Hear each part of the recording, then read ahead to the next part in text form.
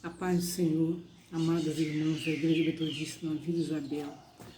Mais um estudo da Escola Bíblica Dominical. Hoje nós vamos estar falando de Davi. Eliminar o eu e exaltar Deus. Está lá em 2 Samuel, capítulo 11. Então, depois você lê o capítulo 11 todo para você entender melhor essa história. Amém? Então, para início de conversa, gostaria de perguntar a você, você sabe o que é uma pessoa egocêntrica? Aquela pessoa assim que fala assim, não dá nada certo para mim, ou você não vai conseguir isso, ou você sabe com quem você está falando, né? Aquela pessoa que você acha é alguém que se deixa dominar pelo eu. Em outras palavras, uma pessoa que põe o seu ego, isto é, o eu acima de tudo, tendo, portanto, uma autoimagem exagerada e sendo, em alguns momentos críticos, incapaz de encarar a realidade que errou, que foi o caso de Davi, né?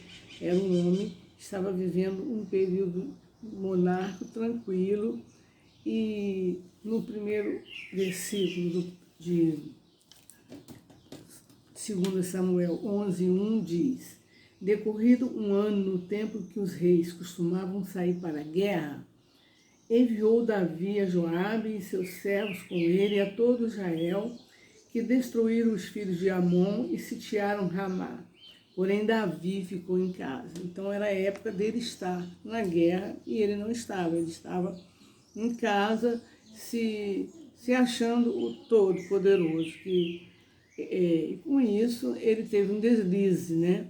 A gente vê a história de que ele estava passeando no seu terraço, quando ele olha para baixo e vê uma mulher se banhando, Betseba, e ele então ali desejou, cobiçou ela e mandou chamá-la, com quem diz, eu sou o rei, eu mando, eu sou o Todo-Poderoso, né? Naquela autoconfiança dele. E assim trouxeram ela até ele deitou com ela e fez ali aquele ato que foi desagradável aos olhos de Deus, e ela veio depois avisar a ele que estava grávida, e ele não quis assumir aquele erro. Aí, assim como ele já havia errado ali, quando não estava na batalha, ele manda chamar Urias, ele manda chamar o Joabe, né, o seu comandante, e trazer Urias. E ali ele tenta coagir Urias, mandando Urias para casa, né, para poder ele se deitar com a mulher dele e depois poder dizer que aquele filho era dele. E assim Urias não fez, porque Urias era um súdito real que respeitava o seu rei. E ele ficou ali no palácio, ele não se deitou, e depois ele pegou, viu que não tinha jeito. Os seus oficiais falaram, olha, o camarada não foi para casa dele deitar com a mulher dele, não, está lá na porta do palácio. Porque Urias falou assim, como é que eu vou para a guerra se os meus reis e os meus companheiros estão aqui? Eu não vou fazer isso. Então Urias ficou ali. Aí Davi pegou subitamente, né, mandou que Joabe levasse Urias para o campo de batalha para que lá ele fosse morto, e assim aconteceu. O livro de 2 Samuel foi escrito pela escola dos profetas que seguiam a lei desse juiz, sacerdote e profeta. Nesse livro encontramos muitos relatos sobre Davi, e em primeiro lugar, relatos que após grandes lutas para se consolidar enquanto rei em Israel, Davi passa por momentos de bonança e prosperidade. Então ele estava passando por momentos de bonança e de prosperidade. E lá em 2 Samuel 10 você vai poder ver isso. E quando seu exército conquista territórios e destrói seus inimigos. Segundo Esterniolo e Balacim, ao ser proclamado rei, Davi fizeram um pacto ou um contrato com o povo, que está lá em 2 Samuel 5, 2, 3. E nesse contrato, a autoridade, qual era a finalidade do rei? Era defender o povo dos inimigos e fazê-lo viver segundo a justiça, segundo o direito. Esse era o pacto do rei. E, no entanto, ele não fez isso, ele estava em casa, ele não foi na guerra. Quando nos deparamos com o relato de 2 Samuel 11, percebemos que Davi se distancia do seu pacto, se desvirtua a sua posição de autoridade. Ele deixou de acompanhar o povo na batalha, isto é, deixou de defender o povo usando o seu poder para satisfação pessoal. E quando nos deparamos com o capítulo 12, 2 Samuel 12, vamos à exortação de Davi feita através do profeta Natã. E aí Natã chega para Davi e conta a história dos dois homens, um pobre e um rico. O rico tinha várias ovelhas, era bastardo de riqueza, e o pobre só tinha uma ovelhinha que ele cuidava junto com os seus filhos, né? E que tratava ela como se fosse da família. Então, esse rico chega um viajante na casa dele, ele manda pegar aquela cordeirinha, mata ela, sacrifica ela para o seu visitante. E Natã conta essa história para Davi, e Davi fala lá no versículo 12, no versículo 11, aliás, ele fala, esse homem deve morrer, esse homem é digno de morte. E o profeta Natã fala, esse homem é você. Aí no versículo 12, 13, então disse Davi a Natã, pequei contra o Senhor. Disse Natã a Davi, também o Senhor perdoou o seu pecado, não morrerás.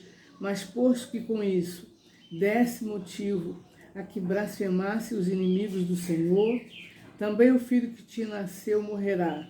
Então Natã foi para a sua casa. E assim, a gente sabe a história, que ele jejuou, que ele botou pano de saco, lembrando que depois da morte de Urias, lá na guerra, ele pegou Betseba e trouxe para o palácio e a tomou como mulher, né? E ele tinha várias mulheres, ele não precisava daquilo. E depois, quando a criança antes da criança nascer, Davi veste pano de saco, né? Fica de jejum sem comer, para que Deus perdoasse e não matasse o filho dele. Mas, em todo erro, nós temos consequência. Todo pecado traz consequência. E Deus não livrou. Levou o filho dele com Betseba, né? Então, Natã, como conselheiro real e profeta da corte, conforme o mesmo autor, entendia que o reino era uma instituição ainda jovem e frágil que tenderia a ruir diante da infantilidade do rei. O rei, quando ele foi eleito rei, ele tinha apenas 30 anos de idade, Davi. Temos uma rede complexa nesse texto que demonstra objetivos muito mais extenso do que afetar Davi e a sua família. Lembrando que no antigo Israel, o papel do rei era de construtor do reino, juiz e provedor de seus recursos. Esse era o papel do rei. O mau comportamento de Davi implicava em manchar a sua figura política, né? Então, ele não queria manchar a figura política dele com aquele deslize, com aquele pecado que ele teve com Betseba, a mulher de Urias. Então, por isso ele mandou Urias para a guerra. Outro fator estava no atrelamento da imagem real à imagem divina, ou seja, o rei era uma metáfora viva do rei e de todos os reis. Logo, o que o rei fazia reportava ao que Deus queria. Então, o rei, tudo que o rei mandava era Deus falando, né? E tem até um ditado que diz que palavra de rei não volta atrás, não é?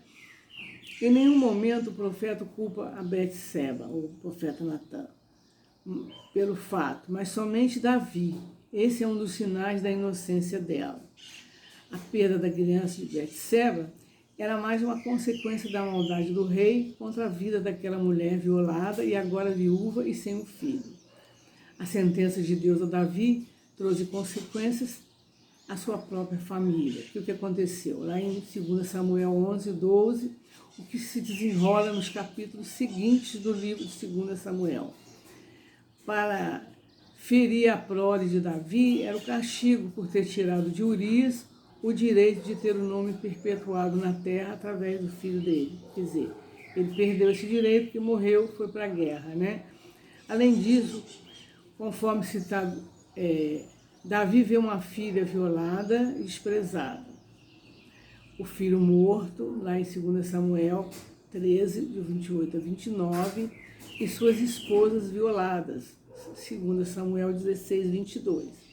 Note que o pecado sempre é um mal que atinge a nossa vida com Deus e, às vezes, as pessoas à nossa volta. E, às vezes, o pecado que nós cometemos, não só nós, mas quem está à nossa volta também sofre as consequências.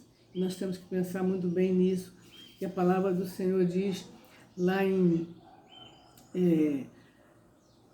Mateus 26, do 40 a 41, vigiai e orai para que não caiais em tentação. Gálatas 5, 16, 17, fala das obras da carne, que nós precisamos nos dominar e precisamos pedir o fruto do Espírito para não deixarmos ser caídos pela tentação da nossa carne. Porque lá em 1 Coríntios 10, 13 diz: não vos sobreveio tentação que não fosse humana, mas Deus é fiel e vos dará livramento, de sorte que a possais suportar. Então, se estamos passando por tentação, seja da carne, seja da cobiça, seja do que for, vamos esperar e aguentar no Senhor, que o Senhor vai nos dar o escape. Basta para isso confiarmos e depositarmos a nossa confiança no nosso Deus. E Davi, às vezes, não é uma atitude isolada. Quando a pessoa peca, não é uma atitude isolada e sem efeitos colaterais. Outro ponto que pode ser destacado a respeito da sexualidade de Davi. Por que o rei tomou Betseba para si? Seria apenas porque era bonita? Ou implícito em sua atitude também estava a sede do seu poder, né? Afinal, usurpar a mulher de um súdito não traria, junto com a satisfação sexual momentânea, o saciado ego de um soberano em seus sintomas, uma autoimagem infalível e poderosa, né? Ou seja, subjugar, expor e dominar não são sintomas para além de uma atitude, apetite sexual incontrolada. Então, Davi teve essa atitude incontrolada ao tomar Betseba como mulher, uma mulher do seu, que não era sua. Conclusão: na caminhada cristã, sempre vale a pena a prerrogativa de Jesus quanto a vigiar e orar. Jesus sempre andou em oração e vigilância para nos ensinar como devemos viver. Davi, naquele tempo de sua vida, abriu espaço para que o ego o dominasse. As consequências foram desastrosas, embora ele tenha experimentado, mediante o arrependimento, o perdão do Senhor no Salmo de número 51, quando ele diz: compadece-te de mim, ó Deus, segundo a sua benignidade, segundo a multidão das tuas misericórdias, apaga as minhas transgressões. E no 51, versículo 10, ele diz: cria em mim, ó Deus, um coração puro e renova dentro em mim um espírito inabalável. Então, ele reconheceu a sua atitude de pecador, né? Não porque era rei, mas ele entendeu que ele precisava se arrepender, né? E mediante o arrependimento dele, o Senhor o perdoou. Oremos para que Deus não permita que o nosso eu nos engane e leve por caminhos pedregosos.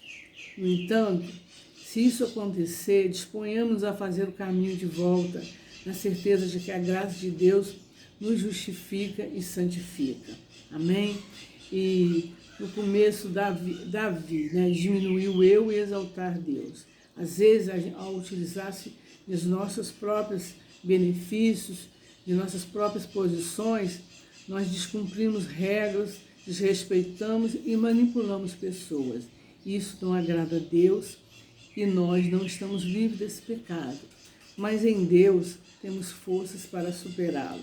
E essa lição nos convidou a pensar a respeito do episódio de Davi com Betseba. Amém? Que a palavra do Senhor possa ter falado ao meu, ao teu coração.